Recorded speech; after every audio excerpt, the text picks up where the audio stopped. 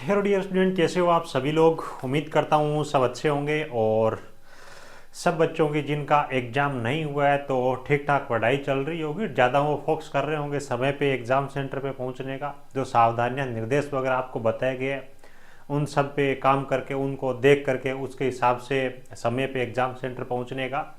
तो प्यारे बच्चों, आज 25 तारीख को जो मॉर्निंग शिफ्ट में एग्जाम हुआ है उसका लेवल क्या रहा है, किस प्रकार के प्रश्न पूछे गए हैं, इन चीज़ों पे अपन बात करने वाले हैं। ठीक है, तो कुछ प्रश्न है और इसके बारे में जानकारी, कैसा क्या पेपर का लेवल रहा, बच्चों को कहाँ पे प्रॉब्लम आ रही है, इन सब की जो डिटेल्स में मेरे को भेजिए। दीनू मीना करके नाम से स्टूडेंट है ना, मेरा रेगुलर स्टूडेंट है, ऐप पे भी वो पढ़ाई करता है, तो उसको धन्यवाद दूंगा कि उसने ये सारा चीज़ें मुझे शेयर किए मेरे साथ में। तो देखो भाई, ऑल ओवर अगर सबसे पहले अगर अपन बात करें पेपर के लेवल की, तो पेपर का लेवल वही चल रहा है जो 24 तारीख को था, यानी कि कल जिस लेवल का आपका पेपर आ रहा था, यानी कि लगभग मीडियम लेवल का है ना, लो टू मीडियम बोले या फिर मूवी मीडियम बोले। हालांकि आज जिस बच्चे से मैंने बात की, ऐसा नहीं कि वो मतलब पढ़ता नहीं है या फिर बहुत ज़्यादा पढ़ता है, तो ठीक ठाक उनका लेवल है। ऑलरेडी वो मेट्रो के अंदर सर्विस कर रहे हैं। तो उनका बोलना ये था कि जिस बच्चे ने ठीक ठाक सर पढ़ाई कर रखी है, प्रश्नों के अंदर घुमाना या फिर टफ है ऐसा कुछ भी नहीं है। जिस बच्चे ने ठीक ठाक पढ़ाई कर रखी है वो आराम से 30-35 नंबर का टेक्निकल के अंदर स्कोर है वो कर सकता है।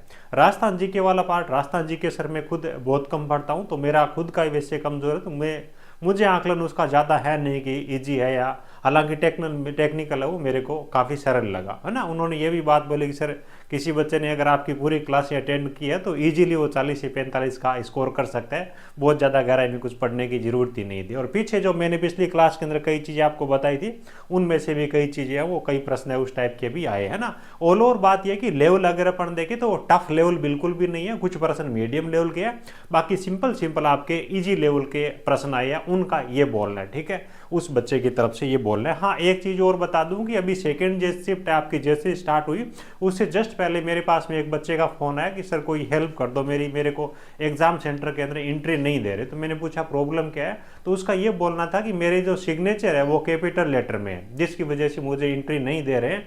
तो इस चीज़ का खास तौर से ध्यान रखिएगा, इस चीज़ का कोई उपाय नहीं है ना, न तो कोई बहादुर सर के पास में उपाय है, न ही किसी तीसरे टीचर के पास में, किसी के पास में नहीं। क्योंकि कल 24 तारीख को भी बच्चों को वापस भेजा था जिनके कैपिटल लेटर में सिग्नेचर है, और आज भी वो वापस से भेज रहे हैं, तो खास तौर से ध्यान रखिएगा इस चीज़ का।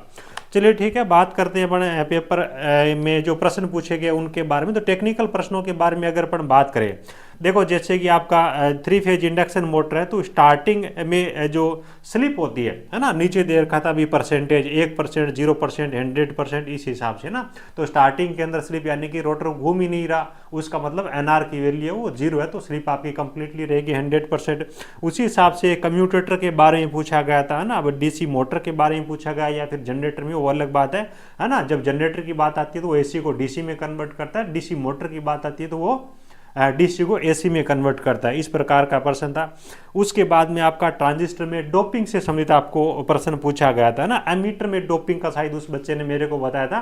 तो एमीटर में जो डोपिंग होती है वो हाईली डोप्ड रहता है ना, क्योंकि वहीं से इलेक्ट्रॉन्स का उत्सर्जन होता है। उसके बाद जो कलेक्टर होता है वो मॉडरेटली डोप्ड रहता है, बेस होता है वो आपका लो डोपिंग उस पर रहती है।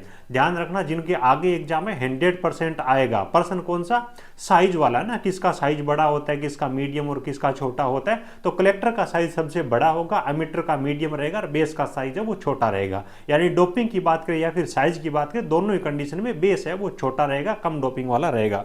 ठीक है, उसके बाद में आपसे प्रश्न है वो पूछा गया था, एक आपको पीएन डायोड के बारे में प्रश्न पूछा गया था है ना, जिसके अंदर इस प्रकार के बच्चे ने ऑप्शन बताए भी, एक जंक्शन है या फिर 2 जंक्शन है या फिर 2 उसके टर्मिनल है, एनोड कैथोड है ना, 2 कैथोड 2 एनोड, ऐसा कुछ करके एक डायोड के बारे में प्रश्न था है ना। सही से बारे में एग्जैक्ट उसकी जानकारी है नहीं।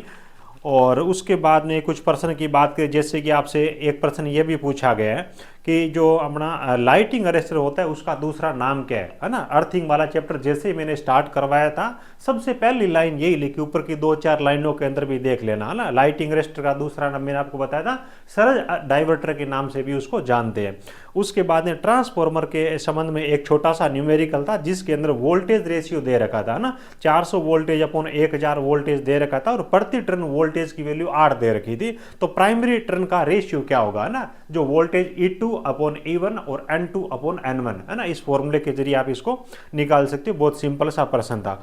उसके बाद में आपके क्षारीय सेल के बारे में कोई प्रश्न है आपसे पूछा गया था, है ना। और उसके बाद में अगर आपकी प्रॉपर क्लास बच्चे ने ली होगी 40-45 नंबर, ये बता दें मैंने। उसके बाद में बच्चों ने बताया कि जो लैंग्वेज है ना, पेपर की लैंग्वेज से उस बच्चे को प्रॉब्लम हुई, उसका ये बोलना था कि भी जो हिंदी के अंदर लैंग्वेज दे रखी है वो इंग्लिश में है और वो इंग्लिश वाली हिंदी में है, यानी कि वहाँ पे ये नहीं लिखा हुआ जैसे कि हाई है तो हिंदी के अंदर उच्च नहीं लिखा हुआ, वहाँ पे हाई लिखा हुआ है। तो जिन बच्चों का मतलब जो ज़्यादा ये सोच के जाते हैं कि मैं तो प्योर हिंदी होगी वही अटेंड कर पाऊंगा, है ना, जिनका मतलब क्या है कि बेसिक चीज़ों के बारे में इंग्लिश की जो पकड़ नहीं करते। अक्सर हम जब पढ़ाते हैं, है ना, जैसे कि कोई भी चीज़, जैसे कि आपका, जैसे कि इस बच्चे का बोलना है ना, जैसे इंडक्टर हो गया, है ना, इंडक्टर हो गया तो सर इसको आप प्रेरक बोलो, तो वो उस प्रकार की चीज़ें। इंडक्टर इंग्लिश में भी इंडक्टर है तो उसमें भी हिंदी में भी इंडक्टर ही लिखा हुआ है। सब संधारित्र है तो कैपेसिटर इंग्लिश में है तो कैपेसिटर ही हिंदी में देखोगे तो आपको देखने को मिलेगा।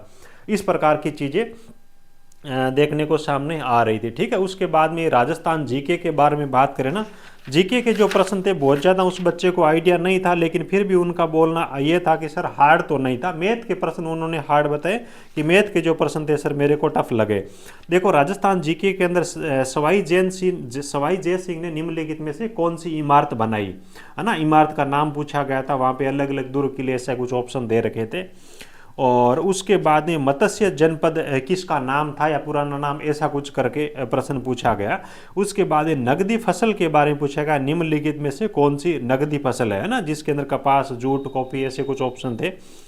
उसके बाद एक चित्रकला से संबंधित प्रश्न था, कौन सा चित्र या फिर कौन सी चित्र शैली है वो राजस्थान की निम्नलिखित में से नहीं है ना, ऐसा कुछ करके प्रश्न था, ठीक है। इस प्रकार के प्रश्न थे। अब देखो इन प्रश्नों के बारे में बार बार आपको सर्च करने से कोई मतलब नहीं है ना, आज क्या प्रश्न आ रहे, कल क्या प्रश्न आ रहे, लेवल क्या रह रहा है, बहुत ज़्यादा इंपॉर्टेंस नहीं है। कल वाली अपन ने देखा, आज वाला अपन ने देख लिया। ऑल ओवर यही है कि पूरा का पूरा जो सिलेबस है, बेसिक जो चीज़ें वो आप अच्छी तरीके से देख जाओ। क्लासें वगैरह आप दोबारा आपको किसी टीचर समझने वाली ज़्यादा चीज़ें नहीं है यहाँ पे ज़्यादा चीज़ें ऊपर की चीज़ें वो आपसे पूछा जा रहा है, यानी कि कंप्लीट सिलेबस है उसको आपको पढ़ के जाना है, टच करके जाना है ना। हर चैप्टर से प्रश्न है उठा के आपसे पूछे जा रहे हैं। टफ बिल्कुल भी नहीं आ रहा। उस बच्चे ने जैसे कि आज का बताया, कल हालांकि कुछ बच्चों ने ये बोला था कि सर मीडियम लेवल की चीज़ें आ रही है, कुछ हाई लेवल की थी, लेकिन आज जितने भी एक दो बच्चों से मेरी बात हुई उनका तो यही बोलना था कि सर टफ नहीं। हालांकि हो सकता है कि जिस बच्चे से मेरी ज़्यादा बात हुई वो अपना ऑलरेडी मेट्रो के अंदर सर्विस कर रहे हैं तो उनको थोड़ा टेक्निकल ईजी लगा होगा। हालांकि उन्होंने ये स्पष्ट बोला कि सर ठीक ठाक जो बच्चा पढ़ाई करके जा रहा है 30-35 नंबर ले आएगा, और जो अच्छे टीचर से वो पढ़ाई कर रहा है वो ईजिली 40 से 45 स्कोर करेगा, है ना। बाकी देखते हैं आगे की शिफ्टों के अंदर कैसा क्या लेवल रहता है। बाकी डरने घबराने की मुझे लगता नहीं कि इसके अंदर कोई ज़रूरत है ना। डरोगे घबराओगे, अच्छी पढ़ाई कर रखी है तो उन चीज़ों को ख़राब कर लोगे, आप अपना फोकस ख़राब करोगे, तो वो नहीं करना। बिल्कुल पेपर है वो ठीक आ रहा है, कहीं कोई दिक्कत आ नहीं, ठीक है। चलिए भाई, thank you, best of luck.